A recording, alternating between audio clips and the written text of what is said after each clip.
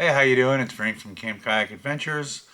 We're in the third week in April, and we've got the trailer winterized. We had a really good week of weather. It's got cold again. It's actually supposed to snow tonight. I don't think it's going to land though, but it has got cold. So the only thing we have left to do to the trailer is basically clean the inside and put everything in it and get it ready for our first camping trip. So for 2023 season, we've booked 8 camping trips so far. We're doing Oster Lake, Pog Lake, McGregor Point, Sauble Falls, Finlayson Point, Sybil Point, Bass Lake, and Owenda. And we've probably got one trip left to book, probably for Thanksgiving. We're just not sure where we're going to go yet.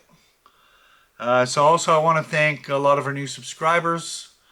We've pretty much doubled our subscribers, more than doubled since last summer. We're still a small channel, just over 400 subscribers.